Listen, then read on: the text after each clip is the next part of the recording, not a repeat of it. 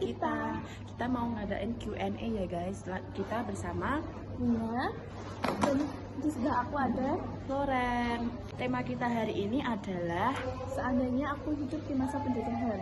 Oke guys, sekarang kita mau tanya-tanya ya guys. Kalau menurut Floren, seumpama Floren hidup di masa penjajahan, apa yang Floren lakukan?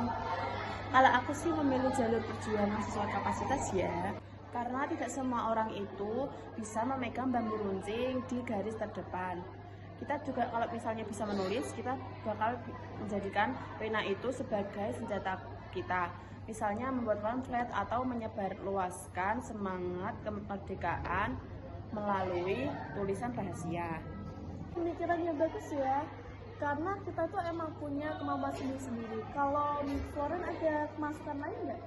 Menurut aku menjaga solidaritas dengan tetangga itu sangat penting loh, karena musuh terbesar kita itu bukan hanya penjajahan, tetapi juga rasa lapar dan pengkhianatan. Aku akan memastikan hubunganku dengan tetangga itu kuat, karena ini misalnya ya, kita punya sedikit bahan makanan, kita bisa membagi dengan tetangga supaya tidak ada pengkhianatan.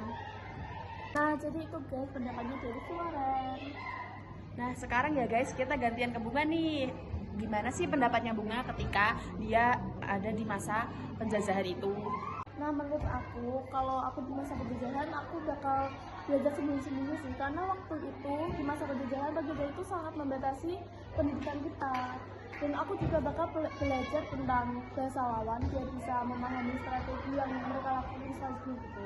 Oh, bagus sekali Bunga. Sekarang nih, kalau misalnya Bunga menjadi salah satu orang yang melawan musuh kita itu, strategi Bunga gimana tuh? Kalau menurut aku sendiri, kalau aku jadi salah satu pejuang lokal, aku bakal jadi itu sih yang bantuin di pergerakan bawah tanah atau penyisir itu. Jadi aku bisa mengamati pergerakan strategi musuh, lalu aku melaporkan ke markas dan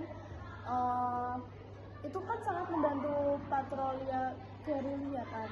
Oh, jadi gitu ya, kalau misalnya kita kembali ke zaman masa penjajahan, kita itu harus pintar-pintar mencari strategi agar kita bisa melawan musuh kita.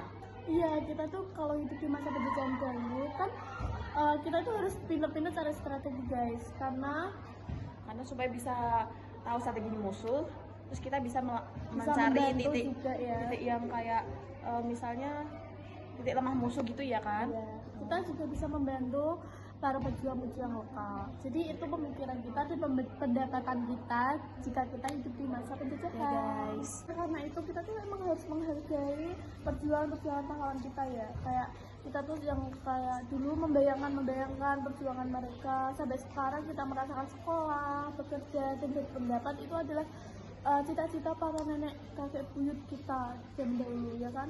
Iya sih benar. Oh iya guys, kalau aku misalnya kembali ke masa itu, aku juga gak kuat tuh guys, karena apa itu kehidupan zaman dahulu itu berat banget, nggak kayak sekarang.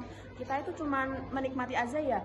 Terus kita tuh sekarang tuh juga harus menghargai perjuangan pahlawan kita zaman dahulu. Contohnya tuh kayak kita misalnya mencintai produk lokal, menggunakan produk lokal gitu juga ya guys. Ya, itu salah satu cara kita menghargai para pahlawan ya. Iya benar sekali. Mencintai tanah air juga guys. Ya guys. Nah itu dia tadi guys pendapat kita, dan itu ada kesimpulan-kesimpulan juga.